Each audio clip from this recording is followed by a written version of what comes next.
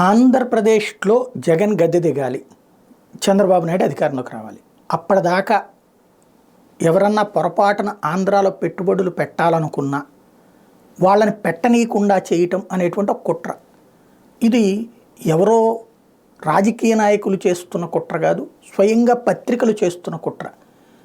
ఆంధ్రప్రదేశ్ మీద అభిమానం పేరుతో ఈ రాష్ట్రాన్ని విడతీయించినటువంటి పత్రికలు, ఈ రాష్ట్రం వాళ్ళు దోచుకున్నారని వార్తలు రాసి తెలంగాణ వాళ్ళని రెచ్చగొట్టి రాష్ట్ర విభజనకు కారణమైన పత్రికలు, ఆంధ్రుల దోపిడీ వల్ల తెలంగాణ నష్టపోయిందని చెప్పి వార్తలు రాసి అక్కడున్న వాళ్ళని రెచ్చగొట్టి వార్తలు రాసిన పత్రికలు, తమ ఆస్తులన్నీ హైదరాబాదులో పెట్టుకుని హైదరాబాద్తో ఆంధ్ర పోటీ పడుతుందేమో, విశాఖపట్నం కనుక డెవలప్ అయిపోతే ఆంధ్రప్రదేశ్ బాగుపడుతుందేమో అన్నటువంటి కడుపు మంటతో ఆంధ్రప్రదేశ్లో అమరావతి అనే దాన్ని ప్రమోట్ చేస్తూ ఒక 70-80 ఏళ్ల పాటు అమరావతి అయితే వీళ్ళ మనవళ్ళ దాకా అందరూ పోతారు, అప్పటిదాకా ఏ ప్రాబ్లం లేదు, అప్పటిదాకా వీళ్ళ ఆస్తులు ఇంకా పెరిగిపోవాలి, ఆంధ్రప్రదేశ్ మాత్రం నాశనం అవ్వాలి, తెలంగాణలో ఆస్తులు పెట్టుకుని ఆంధ్రాలోని అభివృద్ధిని నాశనం చేయడానికి పక్కాగా కుట్ర పన్నుతున్నటువంటి పత్రికా యాజమాన్యాలు రోజు ఆంధ్ర మీద విషం చిమ్ముతానే ఉన్నాయి, అదే కొనసాగిస్తూనే ఉన్నారు.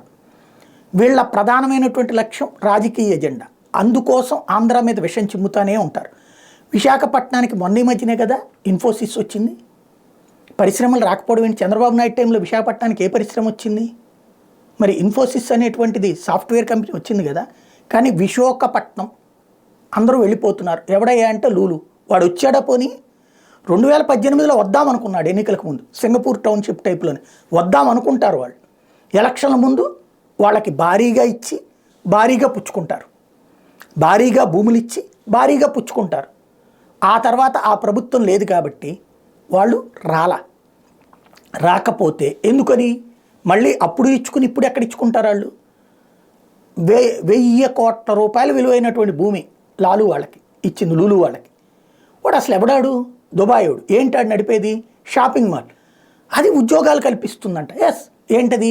సేల్స్ మెన్, సేల్స్ బాయ్స్, సూపర్వైజర్లు. ఏం మెట్రో లేదా?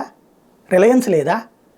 లేకపోతే కనుక మన దగ్గర ఉన్నటువంటి ఎన్ని రకాలైనటువంటి షాపింగ్ మాల్స్ లేవు ఆంధ్రాలో కానీ తెలంగాణలో కానీ, లేకపోతే దేశవ్యాప్తంగా? వీళ్ళకి ఎందుకు ఇవ్వం మనం భూమి చీప్ అండ్ బెస్ట్గా? వీళ్ళకి కూడా ఇవ్వచ్చు కదా. అట్లాగా. కానీ వాడు ఒక షాపింగ్ మాల్ పెట్టుకునేవాడికి 1000 కోట్ల రూపాయలు విలువైనటువంటి భూమిని 100 కోట్లకి ఇచ్చేస్తాం. వాడికి అదేంద్రబాబు అని అన్నారు కాబట్టి వాడు వెళ్ళిపోతాడు తెలంగాణలో తీసుకున్నాడు. అక్కడ కూడా కరెక్ట్గా ఎలక్షన్స్ ముందే పెట్టుకున్నాడు. చూడండి తెలివిగా, వాడు ఆల్రెడీ కన్స్ట్రక్టెడ్ బిల్డింగ్ తీసేసుకున్నాడు తెలివిగా. ఎందుకని ఇక్కడ కన్స్ట్రక్టెడ్ బిల్డింగ్ ఇవ్వాలా? అట్లాంటి ప్రాక్టికల్గా ఇక్కడ సమస్య ఏంటయ్యా అంటే ఆంధ్రప్రదేశ్లో రోజు కూడా ఎక్కడికి రావట్లేదు. రాయలసీమకు వచ్చిన పరిశ్రమలు రాయరు. అట్లాగే ఎదుగుతున్నటువంటి జిఎస్డిపిలో చంద్రబాబు టైంకి ఇప్పటికీ పోటీ చూసి చూడమని ఇంకా ఇందులో ఏమీ వేరే అక్కర్లేదు. ఆర్బీఐ ఫిగర్సే 2014 నుంచి 19 దాకా జిఎస్డిపి ఎంత ఉంది, 14కి ముందు ఎంత ఉంది అంటే దేశానికి అభివృద్ధికి సూచిక జీడిపి, రాష్ట్రానికి అభివృద్ధి సూచిక జిఎస్డిపి. ఈ రెండు చూస్తే సరిపోతుంది కదా.